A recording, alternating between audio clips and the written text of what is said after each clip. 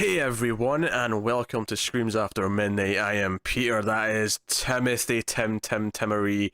I talk about horror movies in this show. Tim occasionally chimes in with some nonsense or other, and that is what happens here. On this particular episode, we are talking about a new release. We are talking about Winchester, which is a supernatural horror movie, which claims it's based on true events. I question how much of that is. I know there's a house. I know there's a big, complicated, ridiculous-sized house in real life, but beyond that, I wonder how much of this is bullshit. Tim probably knows more than I do, because he's have you visited the house? Is that a thing? I have, yes. I'm excited to hear more about that once we get into the geography of the house. But yeah, so we're going to talk about this. So obviously, if you're not familiar with this, Sarah Winchester is like the last living family member at the time, or at least the eldest family member. Who owns this house. It's the fortune made from the Winchester rifle, and the belief is that everyone killed by one of those rifles haunts her ridiculous mansion, which she keeps expanding and making bigger, and it's a bit of a maze and all these things. And the plot of the film is that the Winchester Company are worried that she's a bit insane, so they hire a doctor, played by Jason Clarke, to go and basically live at the house for a while and assess if she is fit to run the company. And if not, they can take it from her and control it. That's the plot. We went to see this. We went to the theatre, and and we're going to talk about this. So I'll ask the question. Obviously, we'll start spoiler free. We'll give you a warning before we get into spoilers somewhere in the middle. But Tim, did you enjoy Winchester? Oh boy. I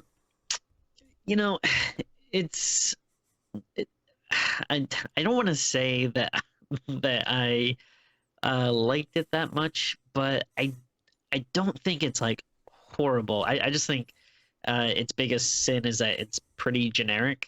Like nothing really stands out about it. It focuses a lot on jump scares, but yeah, like if you look at the like Rotten Tomatoes score, we just checked it before the show. It's at 13%. I feel like that's pretty low. I don't think it should be super high, but I feel like that kind of makes it sound like it's abysmal and unwatchable. And I don't think it's that bad, but I guess I'm maybe kind of in the middle. It's not a great movie, but I don't think it's the worst thing ever. And then we'll get more into the quote unquote true story, because this is actually a story I've been fascinated with since a kid. Like I've seen, I watch like a lot of, whenever they had a ghost special on TV, like now they have all those dumb, ghost hunter shows where you have some like bro douchebag goes into a house and yells at nothing. But like before that, like on the History and Discovery Channel, they would actually have, I feel like decent stories that would recount these ghost tales, and this is one I heard a lot growing up that was interesting. So I am predisposed to like the story a little bit. So we'll go into that more later, but I guess that's where I'm at now. This was boring. It was so boring, Tim. It's not the worst thing ever. It's not offensively bad. It's just so boring. I was desperate. I was the only one in my theatre, Tim. I was the only one, so I didn't feel guilty about pulling out the phone, and I was checking the time like every 5 minutes. It's like, am I almost done? Is it almost that time? Come on, let's end this quickly, please. Now, I will tell you that I did like very quickly fall asleep a few times in the theater. But no wonder you liked it more than I did. You actually got to skip some of it. We're talking like 2 or 3 minutes maybe. But I don't blame the movie though. I blame myself. I was a very tired boy that day. I got up early. I didn't get a nap. I like that because you're such a fan of the boy, you like to reference yourself as a boy in the third person. I wasn't even doing that intentionally, but maybe subconsciously I was. But I'll give you that. It is a slow movie that is punctuated by a jump scare every now and again. I mean, I don't mind slow. It's just uninteresting. It's dull. I don't care about the characters, and it is so generic, and it is just these crappy jump scares. Now, there was this thing where I think the first jump scare we got, it happened, I rolled my eyes and went, okay, This is what we're in for. Yeah. And then it did nothing the rest of the movie to like win me back or convince me of anything. And I think it completely wastes its setting. Like this house is, you see like the overshot of the house, and you see all these different parts that have been built onto it, and there's like one interesting staircase at one point, but they never actually really play with the whole it's a maze, you can get lost, you know, it's just got wacky kind of like, I feel like we see the same 2 or 3 parts of the house over and over again, but at the same time they're not really like recognizable enough, because I feel like this is the sort of movie where the house should feel like a character almost, because it's so distinct and so weird, and it never really does. Like I feel like we just come back to like the study a few times, we're in the dining room a few times, and there's that one staircase that's kind of weird, which is kind of notable, and that's about it. So I was kind of curious. I feel like the movie didn't do a great job of explaining the house and kind of the legend and stuff that goes behind it, because again, like this is something I've known about since a kid, and you know I visited the house and stuff, and like I went on a tour there, so I've heard a lot of stuff about this. I know, you know, the story, not like an expert, but you know, fairly well. And then I feel like, yeah, the movie. I mean, maybe I was interested in some parts more than others because I was like, oh, it looks like they're referencing that or something, or maybe they're gonna talk about that or whatever. But yeah, I feel like the movie doesn't set up a lot of stuff well, like why exactly she's doing this and kind of like where the curse comes in. I mean, I guess it does it well enough to follow it, but yeah, it didn't seem like it presented a lot of stuff that great. And I was just double checking this. Yeah, it was PG-13. I could tell. It felt neutered as shit. Like there was nothing. And I'm not saying that everything has to be a gore fest, but it felt like it was hiding everything. Any deaths that do happen are kind of lame. There's a twist which honestly didn't really land all that well. It was just kind of like, okay, fine, sure. Obviously we'll talk about that more in spoilers. I mean, but that's the thing. It's not the worst thing ever. I think what stops it from being complete trash is the fact that we have relatively good actors. Right? We have Helen Mirren, of course, who's slumming it. We have Jason Clarke, who's slumming it. And funnily enough, the other sort of main star, Sarah Snook's character, that actress, I was like, where have I seen her before? Like, I recognize her. I recognize that name. It turns out they're actually she's in the previous film by the same directors, the Spierig brothers.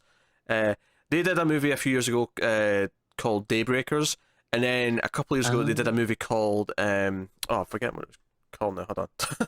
Hold on. Ethan Hawke was in it. It was a time travel movie. Hold on. Predestination. That was the name of it. Okay.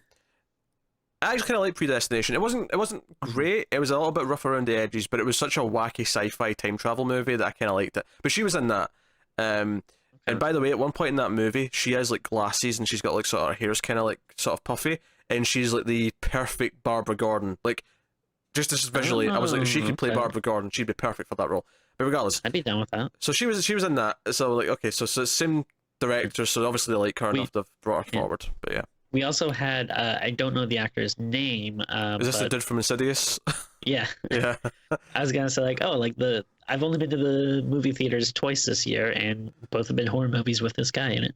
Yeah, maybe he'll be in every movie you see this year. So if he's in Black Panther, I don't know how, but maybe he'll be in Black Panther somewhere. Yeah. So you got good cast members, right? And I mean, they're trying their best, I guess, but it's so generic and it's neutered for PG-13.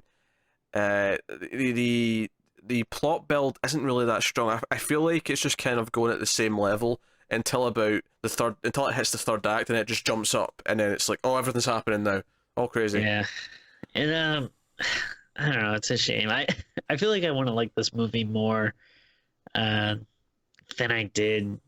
Because I like supernatural movies, I like ghost movies. I like this particular ghost story. But yeah, it's again just like I wasn't as bored by it as much as you are, but I definitely wouldn't argue someone saying it's boring. But yeah, it's just there's nothing about it that like stands out. It's nothing that you haven't seen like in every supernatural horror movie that's come out in like the last 10 years. And we do mean every. Yeah. Ah, jeez. And what's worse is it sets up some rules early on, and then it just kind of like ignores them later on. Like it sets up this whole, oh, these doors with the wood over it. There's 13 nails, and that keeps the spirits trapped in these rooms. Because the whole thing is that she keeps building rooms because, like, the spirit of like one of the people who died with the gun, come to the house. So she builds a room for that person. And if they move on if they like it, but if they're angry spirits, they'll stay around. So they trap them in the room with 13 nails.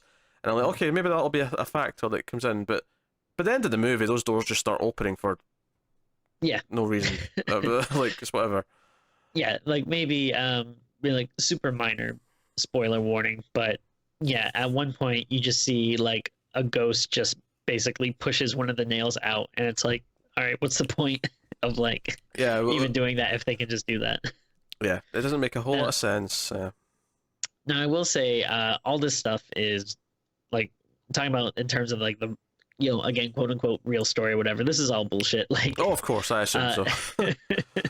Like basically the real story, it's actually pretty simple. It's basically you had Sarah Winchester was the heir to the Winchester rifle fortune. It was the gun that really helped people as they were kind of expanding out west, and it was used to slaughter a lot of Native Americans.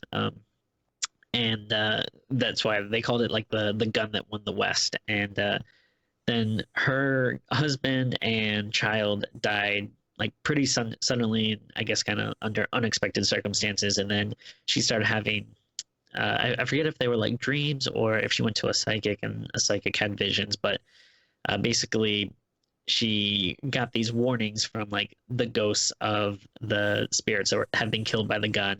And they basically told her that she had to move out west and then build a mansion, and that she could never stop construction on the mansion.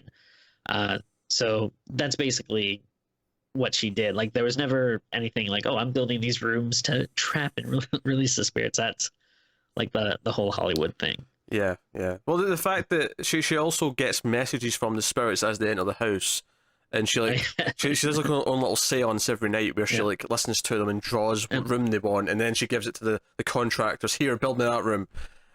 Now I do know that stuff supposedly is true. Like, she did have a seance room, and I think she did conduct seances. I don't know if they were every night, but I guess quite often. But yeah, not to the point where she's drawing rooms and getting like inspiration from the ghosts. At least I'm pretty confident. I don't. Again, I'm not an expert, so. Feel free to correct me if I'm wrong, but from what I remember learning, there wasn't anything like that. I do think it'd be fun to visit a place like this. I'd hate to live in a house like this, though. I feel like... Oh, yeah. My problem, as much as it sounds cool to have a mansion, I feel like if I'm at one end of the house and I feel like something could happen in the opposite end and I wouldn't hear it, that would bother me. Because I can't be aware of... I feel like you'd have to have a staff of like people just so you know that there's someone who can like keep watch on the other parts of the house, especially if you've got a mansion. It's more of a target to be broken into, right? Like, because it's a huge house, they think you're rich. You probably are rich if you got a mansion. I want to be the person who's not rich. He's like actually just like struggling paycheck to paycheck, but he just happens to have a mansion because someone left it to him. So people break in, try to like steal things, and then they find that he's just like, a schlub. He buys like the supermarket brand cereal. He doesn't have Kellogg's. Can't afford the Kellogg's. I think I heard something before about like people that win the lottery and then they just like blow all their money, but they'll buy like a mansion and stuff and then not realize how much it takes to like upkeep it. And, so let me talk real quick about visiting the actual mansion. Because when I first moved out here to California, I knew that the mansion was located there and I really wanted to go visit it, not realizing how big California is and that it's in like San Jose, which is about 6 or 7 hours away from me. Yeah, I was going to say San Jose specifically when you said it was in California. Yeah. I mean, I grew up in Rhode Island, the smallest state. You could get from one end to the other in like less than an hour. I didn't realize that was the smallest state. Mm-hmm. Yeah, it's super small. It's like less than an hour. You go. Why is it a state there? Why is it not just part of whatever state's next to it? I don't know. I didn't find it. But yes, you did, Tim. Shut up. Don't lie. You've been reincarnated. You founded it. But yeah, so that was a little bit of a shock to me when I was like, yeah, moved out here to California, and then I had a friend who like moved to San Francisco. I was like, oh, I'll come up and visit you, and then like, are you sure? Like, yeah, and then again, I realized like, okay, 6 hour drive. But so one of the things like when I read about the house and like saw like documentaries and stuff about it is they kind of play up the angle of how weird it is. Like they have staircases that just lead up to the ceiling and a door that just opens out into nothing. So like if you step out, you like fall to the yard, and stuff like that. So and according to legend, they say that she made that to try to confuse the ghosts that wandered the house. Um, which I think is like a much more interesting like thing to play up other than like building these rooms for him and trying to release the spirits. I wish they kind of. And they only have one part of that in the movie. Like there's one staircase that goes to like just a ceiling, right? It just goes up to nothing. And it's but like they just kind of show it. They don't really like talk about it. Yeah. No one ever questions. Like Jason Clarke, who's new there, does never questions why is there a staircase here that goes up to nothing. Like what's going on? Like no one ever talks about it. It's weird. Yeah, I think stuff like that would be a lot more interesting, and kind of play that up a little bit, and then have like some like third act chases where you're scrambling and don't know where you are, and it's kind of like disoriented or something. But yeah, they really don't play it up. I feel like a more interesting movie, honestly, is probably just a couple of people ending up stuck. Like somehow they end up in the middle of the house, and the movie's just about them trying to find their way out. Yeah, like, actually, well, actually, that was another thing I was gonna bring up. Some examples of this story that was actually done well, or that's a lot more interesting is Stephen King did a TV miniseries, maybe late 90s, early 2000s or so, called Rose Red, which is kind of like a similar like modern day take on this. Was that based on one of his? Did he write a book first, or was it just a miniseries he did? This was a miniseries he did. Okay. I believe after he released like a diary of one of the characters or something, but it was a miniseries first. But I mean, it's a made-for-TV thing, so it's a little cheesy, but I think it's still interesting, especially if you like Stephen King. It's worth a watch. Also, there was a Dark Horse comic book by Peter Tomasi called House of Penance, which was I think they straight up used the actual like names and stuff of the characters, which that was really good. And one last recommendation: Alan Moore's Swamp Thing had not sure how many issues it was, maybe like 2 or 3 little story arc that was basically again retelling a similar story but set in the swamp. But that was really, really good. All that I've gotten that far, I've read some of his Swamp Thing run, but I've not finished it. Also, you mentioned Dark Horse. Poor Dark Horse. They're losing everything right now. Yeah. But hey, maybe if if they start, I feel like I guess the license stuff probably brings in like money and stuff, but I feel like they have a lot of really good like original titles that I don't know, maybe more people need to get their eyes on them or something. Yeah, that'd be nice. Just they'll list Star Wars, and now if Disney buy Fox, they'll lose their Alien comics, their Predator comics, their Buffy and Angel comics, like all that stuff's going. I feel so bad for them. But yeah, so those are all like better examples of taking this very interesting story but actually doing something with it. And I agree, something maybe more like a modern take, or people trapped in the house would probably be more interesting. Yeah. Even if you jazz it up and you say, okay, someone else like built a replica of it, but they put in like traps or something, so it's more of a it's got more of a bite to it or something. I don't know. I feel like they don't really play with the house that much. It's just it almost doesn't matter that it's such a weird house. Beyond a couple of little plot points. Yeah, that's a really good point. Like the house is like the crazy interesting thing, and they really, really don't do much with it at all. And like I don't even think they really like explain in the movie why like they're constantly building. I guess maybe you're supposed to infer it's because she's getting these visions and has to build these new rooms and stuff, but they just play it as if she's obsessed. That's all it is. They don't actually tell you she actually thinks that something bad will happen if she doesn't. Yeah, but like again, like I knew that aspect of the story, but like I don't know if people unfamiliar with the story, like you could have easily had like a character like Jason Clarke's character just be like, hey, why are they like doing construction outside my window at like midnight? Like, there's nothing like that at any point. Joe, that's a good point. Actually, the movie like never has anyone like notice or complain about the noise. Like it's like he's trying to sleep. You think there'd be at least one scene of him like struggling to sleep Yeah. because he hears like hammers and saws and whatever else. Sure, there probably wouldn't be too many power tools given the time period, but Yeah. there'd be like hammering and stuff. There'd still be a lot of noise. Construction's not a quiet thing. Mhm. So hey, I mean that's a minor nitpick, but it's just the film instead of doing anything interesting or using the things that make the story interesting, it just focuses on a really generic premise about, okay, there's an evil spirit. What does the spirit want? Why is it here? There's a whole subplot with Jason Clarke's character, how he's addicted to taking drugs because he's having a rough time, and that's kind of there. And they try and give him an arc so that the story actually has like a character arc, but it feels so surface level and it doesn't really work, and it just happens to involve one of the Winchester rifles. It just happens to involve something that's related to the house. And I don't think that's a spoiler. I think you see that coming a mile off. Like there's like hints early on. It's just like, okay, clearly this is going to be connected to that, and that's the whole thing. Honestly, I was surprised with how little it didn't do.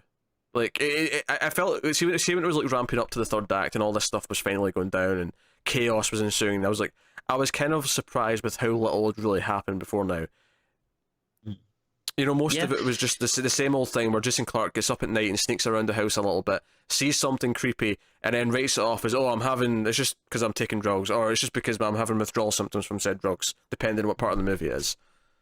I mean, I'm trying to think back now, and it's like, I feel like when I left the theater, I was like, oh, okay, that wasn't that bad, I guess. But then, like, when I try to go back and think about it, it's like, yeah, what really happened? Like, there's the ending, there's like, that twist, and then, okay, I remember like a few scenes, like, yeah, like with, the son sleepwalking and a few other things here and there. But like, I'm having trouble remembering any like, big like, whoa, I can't believe that just happened moments, and there's nothing like that really takes you.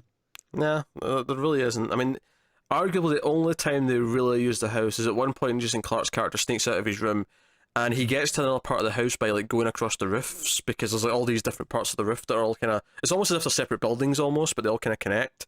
So he's kind of like sneaking over the top of them, and I'm like, okay, that's kind of a cool visual, but that's about it. Like, that's the extent of it. But hey, I guess we'll give the spoiler warning. So full spoilers from this point on for Winchester.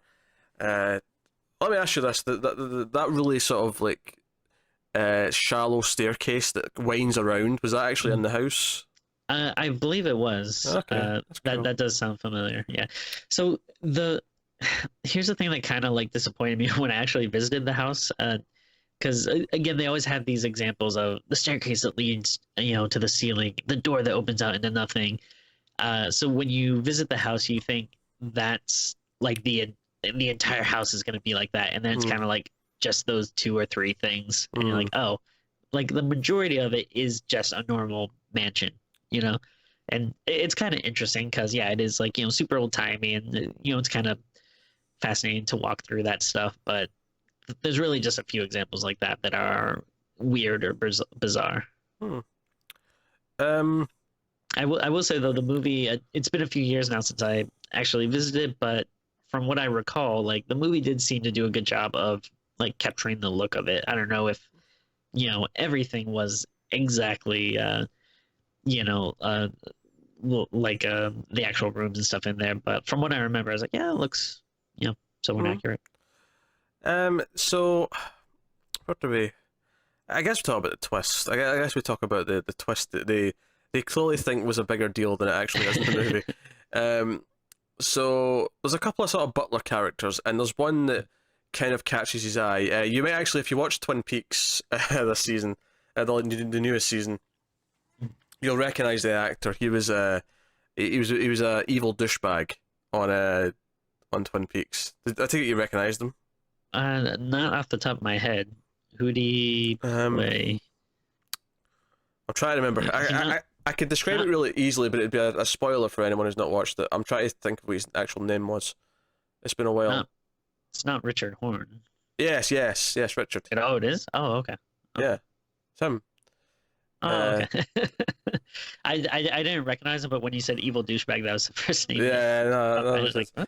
Yeah, that was him. Okay. That was him, and we see him, and he looks kind of creepy. And they even play a couple of moments for laughs where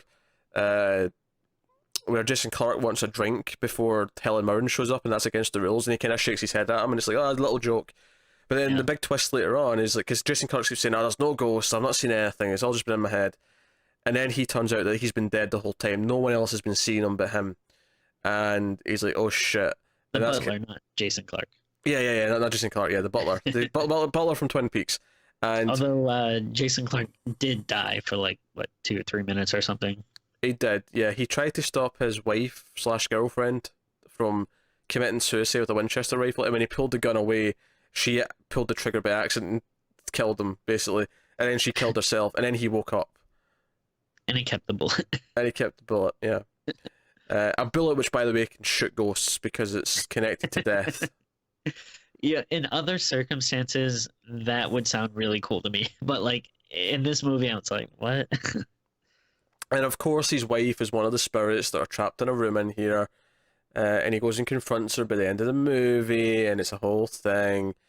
And... again, that feels like... Again, just like we've seen that things like, you know, in all these like supernatural movies before, like someone always has like a dead, you know, significant other or child or parent or whoever. Yeah, there's always someone close to a person. Yeah, and then in the end they always manifest in some way. And yeah. Honestly, my favorite part of the movie is when, because the kid keeps getting possessed, because you know, Sarah Snook's character's the niece, and then she has a son. And the son, he keeps getting possessed, and like, you know, at one point he almost like, you know, possessed walks off the top of the building, and like Jason Clarke catches him. My favorite part of the movie is probably when because Helen Mirren doesn't allow guns in the house. She doesn't like having any firearms because she's not really a fan of what her company does. But then the room that this spirit wants is like a showroom full of Winchester rifles, so she does that. But after that happens, the kid possessed grabs one of the guns and basically starts hunting like Helen Mirren. And he's just like firing at her, and she's like falling down the stairs, and he's shooting through the barricade, and it's not good, but it was so ridiculous that I was kind of chuckling and went, okay, maybe if more crazy stuff like this starts happening, maybe I'll have more positive opinions about this. But it never really did anything else. Yeah, at least like when stuff like that was happening, that at least it kind of gets interesting for a little bit. Like you could. Again, probably wouldn't add up to like a great movie, but if the movie was filled with stuff like that, you could be like, all right, well, at least I'm being entertained. And of course, here is where I would be commenting that the kid is ginger and he's not possessed, he's just evil. That's if Connor was here and there'd be room for ginger jokes. Unfortunately, there's not, so I can't do that, unfortunately. Well, message him later and let him know. Yeah, it's funny actually. So obviously Winchester's the gun, but the first thing I actually think of now when I hear Winchester is actually Supernatural. Supernatural. That's their name. They're the Winchester brothers. Yeah. But hey, I don't know if they ever actually, because it's been all. I've seen the first like 6.5 seasons of that show. Because there's like 13. It's actually insane. I've seen 6.5 seasons, and there's now double that to watch. Yeah. But I'm not sure when I stopped watching it. I'd have been like around 7 or 8, and I almost would want, like, I almost kind of want to go back and watch now, but I don't remember where I left off, and I don't want to start from the beginning. No, that's all true. Yeah. Did they ever say in the show that they were descendants of the Winchester family, like this family? I don't think so. I can't remember. I think it's just kind of maybe like a cool little nod. I don't know, because remember the grandfather like made a gun that could kill demons. So I'm wondering if they actually did tie it into the Winchester family. I can't remember. If it was only 6 seasons long, I'd say probably not. But the fact that it's like 12 or 13, eventually, seasons, yeah, at some point, yeah, they had to do it at some point because they ran out of other plot ideas. Obviously, yeah.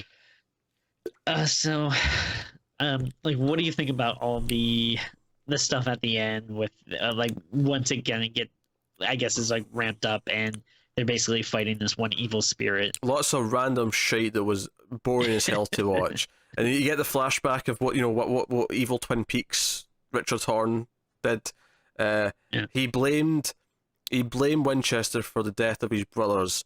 So he got a Winchester himself and went into the Winchester office, I guess. I guess, yeah. Well, there's a showroom, so I guess it's more of a store, but it's like a big store with for the time period, obviously. But he basically goes in and has a shooting spree and like kills as many people as possible. And then then the police show up and shoot him, and that's his evil spirit. What was really bizarre about that scene to me is it felt like a really sort of almost modern day like mass shooting. It just happened to be set in 19 whatever. It may have been 18 something actually, given I don't know how much time had passed. I think it was very early 1900s. Okay. Because I want to say because at one point there's an earthquake, which there was an earthquake that really happened. And I think that was like in the 1920s. So could be wrong, but I think it was around that time. Oh, there's one about 1906, I think. Maybe. I'm sure there is. All right. Early 1900s. They mention him and his brothers fought for the South, though, I'm sure. Oh, yeah. I'm sure they said that. Sounds about right. Yeah. Which is actually a really quick way to just let us hate him, It's like, yeah, okay. It's kind of like, just saying someone's a Nazi in a movie. You can just quickly... Yeah. Just, okay, right, they're the bad guys, fine. At least for most of us, anyway. I mean, if you're not having those thoughts when you're watching the movie, seek professional help, please. And then while he was singing like a song while he's doing it too, and I'd heard the song before and I didn't realize it was that old. I forget what song it was, but oh yeah, he's humming I've forgotten it now, but you're right, yeah, it was like a classical piece. And maybe no, I was right. 1906 San Francisco earthquake struck the coast of Northern California at 5:12 a.m. April 18th with a magnitude of 7.8. Oh wow. Yeah. So yeah, that was cool that they portrayed that in the movie because it's something that really happened. It did take out a chunk of the house. Yeah. Which, do you know what the fact is though? Is when it happened. Admittedly, if I maybe if I knew my history better and I knew for sure that was the year that the earthquake happened before that happened in the movie, because it came up at the end saying about the earthquake, which is why I knew that for sure. But see, when it happened in the movie, when all the ghost stuff was happening, I actually didn't even necessarily realize it was an earthquake that was happening. I thought it was the ghosts going nuts and like causing chaos. Yeah, I think the movie kind of wanted you to believe that, like. Oh, okay, so they caused the earthquake? Is that what you think the movie was implying, that the ghosts in this house caused the earthquake for the whole state? That's what I kind of got out of it, or at least maybe I don't know. Maybe it was the earthquake was there, but then the ghost used it as an opportunity to shake stuff or something. I don't know. But it seemed like they were implying that there's some type of paranormal interference. I like how the movie's so interesting. The most fun I'm having is looking up earthquakes from the early part of the last century. Ugh, terrifying. It's going to be a huge one. I'm just going to be like stuck under rubble. Does San Francisco typically have a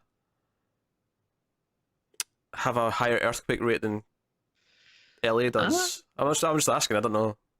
I'm not sure. Because I'm just trying to comfort you and say, hell, it'll be San Francisco who gets the worst of it. You'll be fine.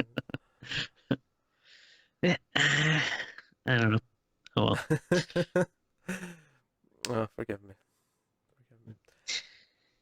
But yeah, I think it was at some point around this ending here that I think I nodded off for a minute or two because I had to have Melissa explain to me exactly what happened at the end. You missed absolutely. I bet she had fun explaining that. I bet she was jealous. She was like, "Oh God, you asshole! You left me awake to take that in." I think it was like when like all the guns were floating in the air and pointed at them, and then I knew he was talking about his bullet. And I think around that time having the flashback with his wife, and I was like kind of tired where like You know how like your eyes get really heavy and then like you close them and then you think you open them up right away and then you realize that they've been closed for like 2 minutes or something. Yeah. No, I was like that. Like, I know the yeah. feeling. I've done that in the theater myself. Yeah.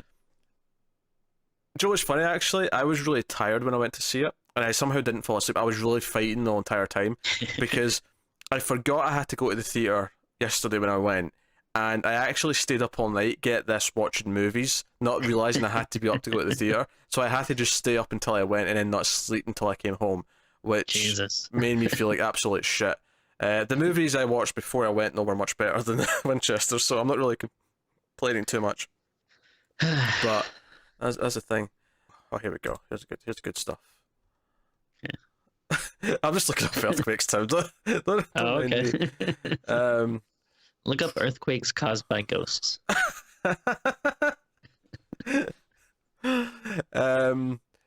So apparently in March 2014, the Los Angeles area had a 5.1.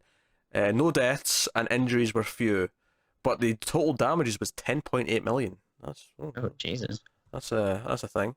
That's a thing. Well, I'm going to sort by size though. What's the biggest one in California?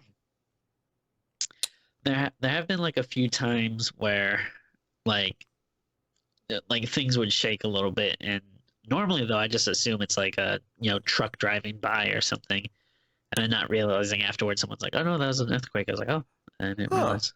I didn't know Inland Empire was an actual place. Huh. Oh yeah. I learn something new every day. Apparently I haven't seen the movie.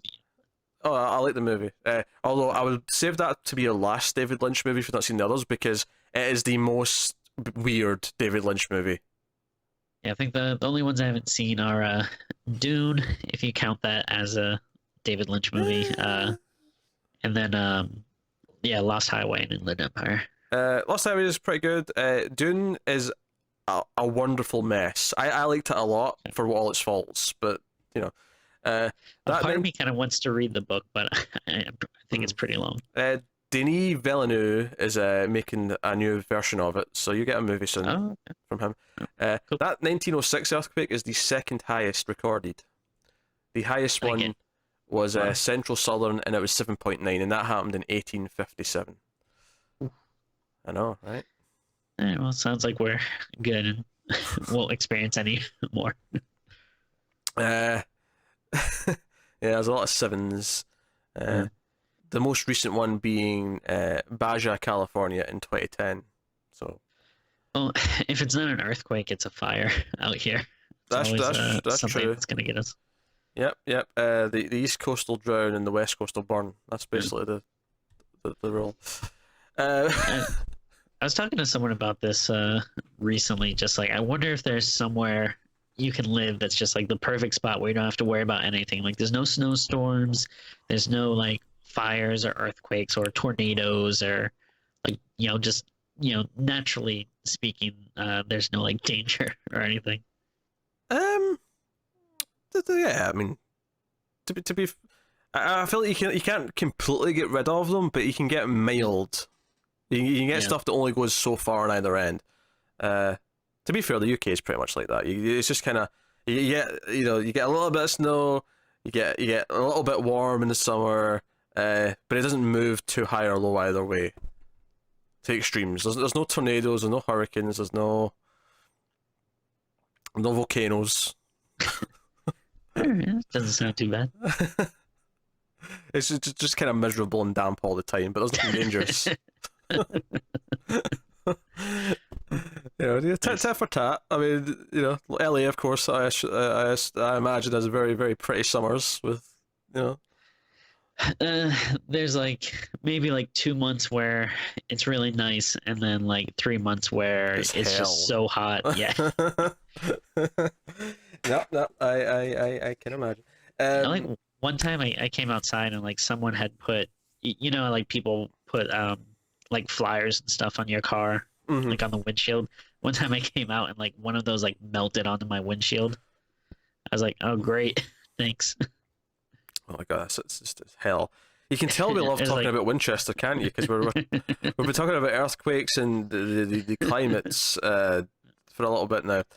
I mean, we said like we said it on the podcast like a million times before, but it's hard when it's like this because it's not overly bad that we can make fun of it and say, oh my god, that's so ridiculous, what were they thinking? But yeah, it's not good that we can praise it and like call out all these wonderful scenes, and it's just like, Yeah, it's generic, full of tropes that you've seen 100 times before. Bad scares, no gore, no nothing. Doesn't make use of all the things that it could make use of. The actors are good, but they're slumming it. The characters are not that interesting. And then the end thing where all the guns are floating and pointing at them, but there's one that's real and it's the ghost. And then he knows it's him because reasons, and then he shoots him and that kills the ghost. And then that's it. Everyone's happily ever after. Bye-bye. Yeah. Nah, screw the movie. I'm almost more angry at it because it was so... Because at least if it's... Because you know what? Like, it's not as... Obviously, The Bye Bye Man's a worse movie. But at least that was so bad that I was sitting in... I was in awe. I was awestruck by the terrible quality of it. Whereas with this, I was just like, this is just the mundane shit that I thought it was going to be, and it just is. I feel like it's harder to make like a crazy bad period piece movie. Like if it was modern day, that I feel like it's easier to make stuff bad. Do you know what it is? It's because to do a period piece, you need a budget. I mean, not a big budget, but you need enough of a budget that you're a professional movie. So the professional movies don't typically tend to be that terrible because at least there's people who have made movies making it. That's a good point. Yeah. They're just really generic, possibly. But the guys that made this, the Spierig brothers or whatever, like they're not like super bad, right? Like there's they're not great. I mean, I like Predestination. I thought there was something they did that I liked. Daybreakers was okay. I've only seen it the once when it came out. I've never felt inclined to go back. And to be fair, same with Predestination. I liked that more because it was more of a fun little sci-fi thing. But it wasn't a great example of a sci-fi movie. It was decent. It was fine. And then this is easily the worst of the three. I don't feel it. They may have made something else as well, but those are the three that I've seen. I thought they did, but I can't. They probably did. Let me click on one of the Spierig brothers here. Oh, they did it Undead. That was the one they did in Australia, I think. That was their first thing back in 2003. And they did Jigsaw. Oh, I have seen that. Ugh. Oh, maybe I don't like these guys. Yeah, at least one of them did. I don't know if both of them did. Let me click on Jigsaw and find out. No, it was the brothers. How did they have this movie out already? Jigsaw came out in October. Alright, I take it back. These guys maybe might not be so great. And that's all their movies, by the way. I've not seen Undead, but that's the first one. Then Daybreakers, Predestination, Jigsaw, Winchester. Yeah, they have. I gave Predestination, I think, like a 7. Oh, okay. Daybreakers I think I've heard like good things about it. Daybreakers is like a 6. Jigsaw is like, I don't know what I give that, like 3. Yeah, something like that. So let's see where Winchester slots into that iconic filmography. What are you giving it, Timmy? Sometimes these ones are kind of hard to rate because again, like it's not the worst thing in the world. It's just it's generic. But I do want to give them some props. Like again, I don't think they captured the story as good as they could have, but I think they also did like some of it justice. So I'll give it a 4. Not a great score, but it's not the worst, I guess. 3 out of 10, and I say that with the additional comment of I actually think The Boy was better. So, like, take that for what it's worth. I can say that about a lot of movies, but no. You should shut your face, Timothy. But yeah, that's Winchester. So yeah. So what have we had in new releases so far this year? We had Insidious 4, which was not terrible but disappointing, and then Winchester. We're off to a great start. Yeah, I'm keeping a little spreadsheet of everything I watched this year. I got a little column for. New movies for Screams. So I've actually been keeping track of my movie watching for 10 years now. I started in 2007, the year I left high school. I started keeping track of everything I watch. So it's actually really cool now because I've got 10 years of records and I can like say, oh, my most movies I watched ever was in 2014 in a single year for new movies, and I can point to that. I know it's sad. I know everyone else thinks this is lame and nerdy. I like it. I like stats. I like being able to say I did that this year. It gives me targets. I try and strive to watch more. And 2017 wasn't great, so 2018 I'm going for it. I'm hitting the big numbers. I like having something to do after I'm done watching a movie, but like sometimes it kind of gets bad where like I don't know, halfway through the movie, instead of paying attention, I'm kind of thinking like, what am I going to tweet about this? Like, what? That's usually just a sign that the movie's not that good. If that's what you're thinking about in the movies. True, yeah, it's usually not good movies that happens. And at that point, it's basically you're tweeting just to sort of distract yourself from the mediocre movie, just to make it bearable. Exactly. Because one of the things I'll do, if I get like, half an hour into a movie and I'm really not liking it, but I want to finish it because I want the credit for finished like watching the movie. Right. I'll switch to having it on my second monitor whilst I do something on my computer. Like, I'll do some work or whatever. I would do that, yeah. Like I might play a game or something. Or if I'm watching something on my computer, then on the TV I can, as long as it's like, like something like if I'm playing an old school game where I don't have to watch cutscenes or something. Yeah. You don't want a story-based game, but something like a strategy game or an old school game, or like Tetris. Tetris is a good game to play while you're watching a bad movie. Like I think like the other day I was like playing Contra. I was doing that, and man, that game is hard. But I kind of wish I was better at it because I think it's cool, but it's tough. I've not had a lot of time to play games recently, Timmy. It's a hobby that I fear I'm kind of slowly drifting away from, and I don't want to, but I just don't have the time for it. I think that you're probably going through a slump because like the same thing happened to me for like there's probably like a 3 or 4 year span where it's like I didn't stop playing them altogether, but like maybe I'd play 1 or 2 games a year or something, if that. But I feel like anything, at some point there's something that'll draw you back in. Because there was a sale on like I think it was over Christmas. There was a really good sale on, and I was like, oh, maybe I'll get a couple of games, and I talked myself out of it because I'm like, I've barely touched anything in months. Like, this is just a waste of money. Like, no matter how cheap it is, it's a waste of money because I'm just not playing games right now.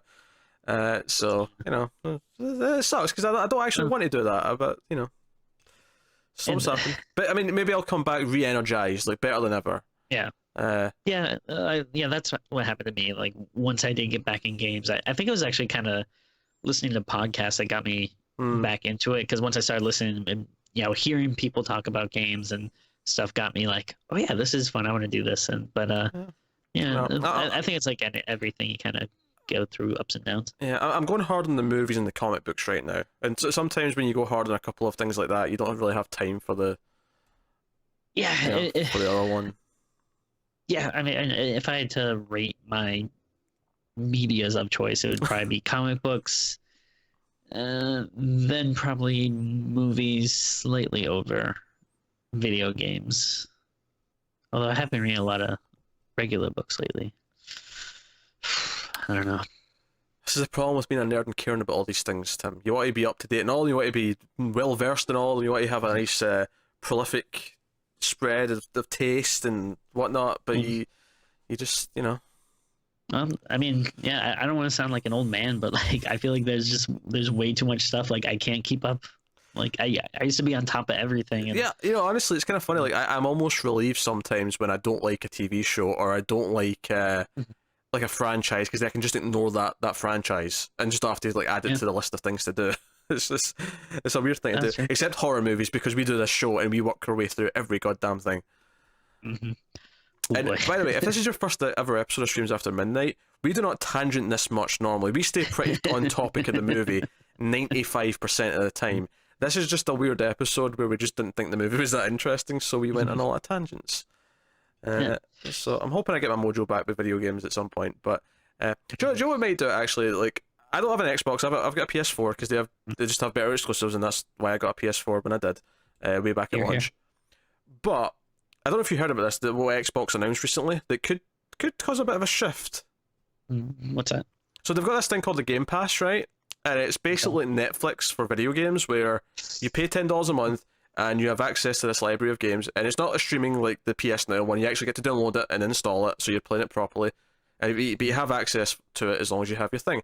And the titles do rotate in and out.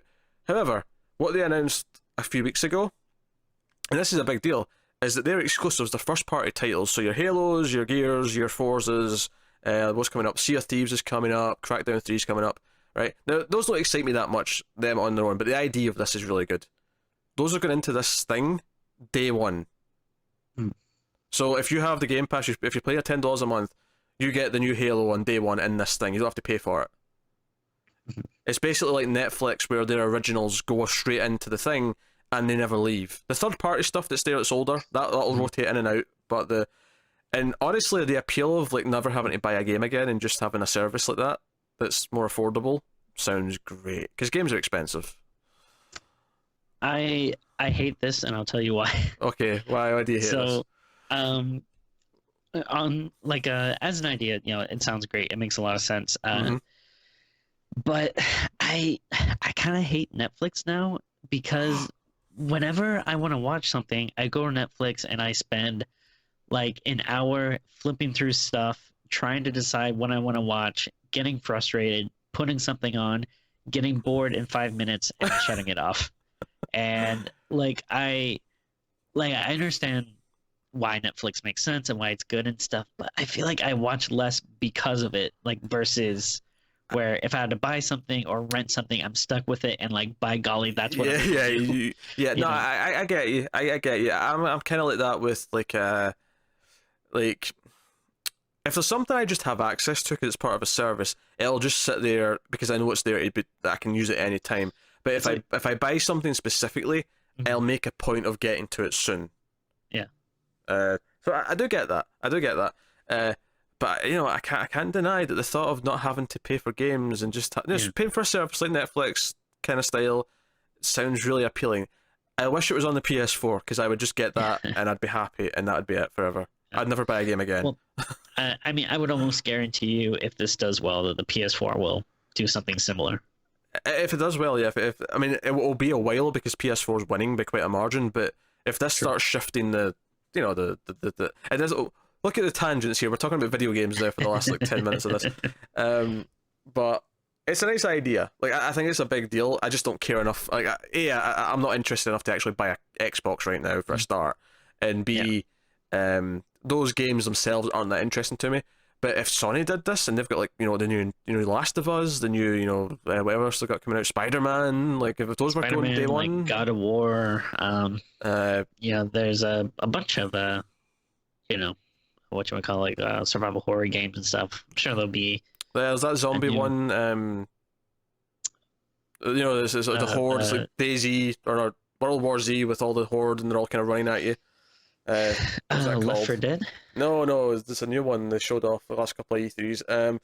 Sure. That's going to bug the shit out of me. You're a biker. It's an open world game. You got a motorbike and you ride around and you.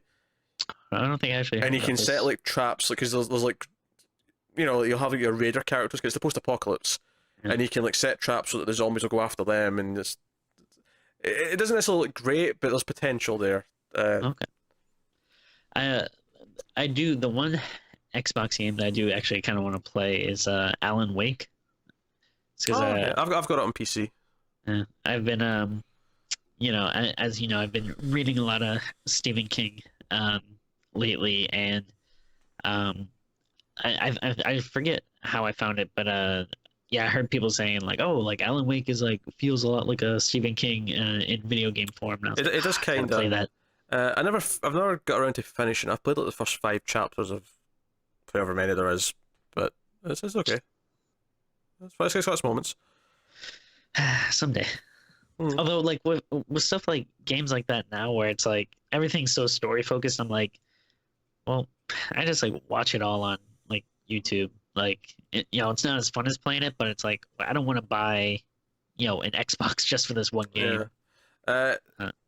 Yeah. To the credit, I think that'll be one that's backwards compatible. So if you did get in it, you could play it on the new Xbox if you wanted to. And it might even be in the Game Pass thing, so you just have to pay for that for a month. And Okay, so apologies for going way off topic there, towards the end. But hey, do you know what's funny? See, when I got out of this, just to swing back round to the movie, I got out of this movie and I went, you know what, Tim? Is it okay if there's some movies where we look at and go, this looks like shit? We'll still do it, but we'll wait for the home release, because going to the theatre and paying for the theatre ticket, which is obviously pricier than getting it in VOD, I just, like, is there somewhere we just say, you know what, we'll wait until later in the year and just do it that way? Because, damn. Well, I mean, I don't know if you've seen the well, actually it's kind of funny because whenever we see like trailers for really bad horror movies, if I'm watching with Melissa, I always turn to her and I say, that looks awful. We're probably gonna see it opening day. Like everything, I'm like, ugh. It's funny you say that, because obviously me and Connor just started doing the movie news video, right? We started doing that a week or two into the year because we hit the goal on Patreon. Thanks, by the way, guys. But we started doing that, and part of that is we look at all the trailers that were out in the week. And every week there's usually 2 or 3 horror trailers, right? And most of the time they're bad. And every time we'll talk about them, we'll talk about how bad they are. And then Connor gets this look in his face and goes, but you'll have to do it on Screams. And I'm like, screw you, you ginger prell. So... I know it's the button, but we got a Quiet Place coming up though, Tim. That looks good. Yeah, that looks really good. Maybe maybe we each get like 1 veto a year or something. Like where, like if there's one movie that we're like, I don't know. Do you mean for good or just for the theater, so we can wait for VOD? I don't know if I'm willing to give you the right to veto forever. That feels a bit too much power for one Tim to handle. I guess I could get like competitive, because if you do something just to spite me, I'm definitely gonna do something the Boy 2's coming out and I'm like, no, veto, Tim, we're not doing the Boy 2. It's not happening. All right, well then say goodbye to Halloween. Even though I do want to see Halloween, but yeah, even though you don't want to see Halloween. Like, you still see it, you just wouldn't do it on the show. But no, I'm not talking about it. Yeah. I'm not talking about it on the show. You vetoed the Boy 2. How dare you? Oh, dear. Man. Oh, God. What a weird review this has been. So apologies if this turned you off. Again, if this is your first time watching Screams After Midnight, we're usually much more on topic. But hey, that was Winchester somewhere in there in the first half of this. So if you have seen the movie, let us know what you think. Like, subscribe, all that stuff. Have you ever had a gaming slump? Let me know, because I'm having a bit of a gaming slump. I've barely been touching my video games. Yeah. I'd be curious to see how you feel. I need to finish Resident Evil 7, Tim. I've still not finished it. It's been out for over a year. I've still not done it. I'd be interested to see if you do finish it. I'd be interested to see what your take on it was. It's my favorite franchise, and I've not finished it. And I've not bought The Evil Within 2, yeah, which looked really good. I saw some footage of it, and it looked like it was an improvement. And I liked the first one, but this looked even better. And I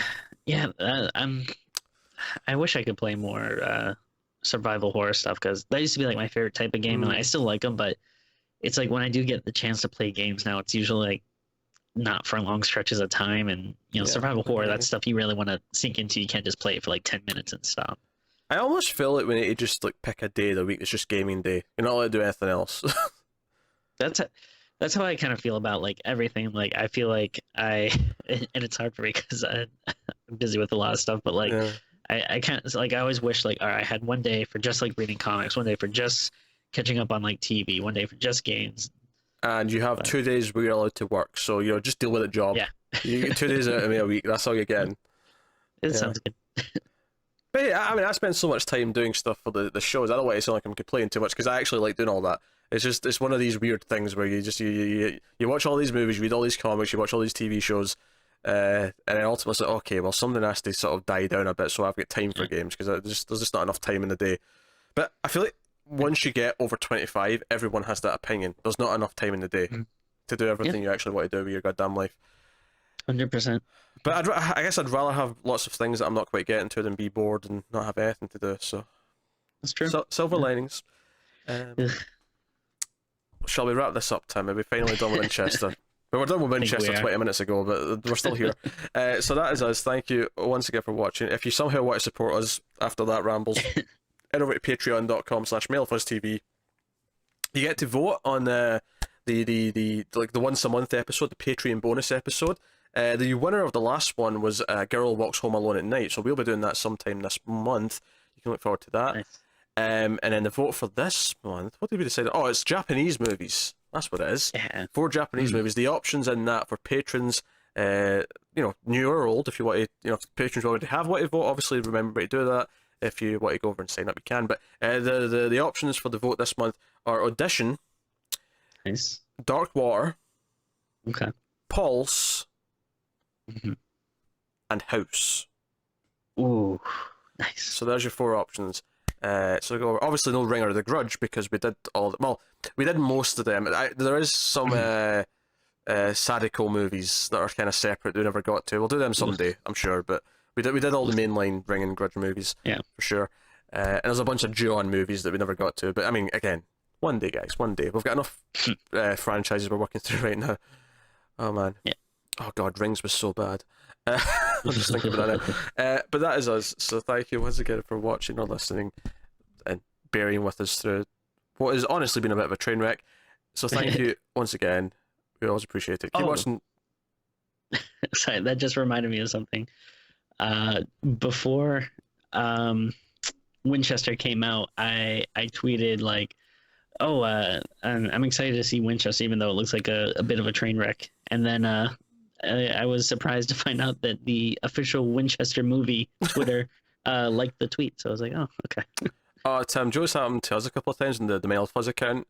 Is we'll tweet out a review for something, and like someone will like it or retweet it, and it'll have a little blue tick, the little the verified account logo, and I'll click on it to see who it is, and it's like the director. And then sometimes that's okay, but sometimes it's like, oh, we tore that thing to shreds. Oh dear, oh dear, oh dear, and I feel a little bit bad inside. You literally jumped in and at the last possible moment before I said goodbye. That is us, guys. Keep watching scary movies. We'll see you next time.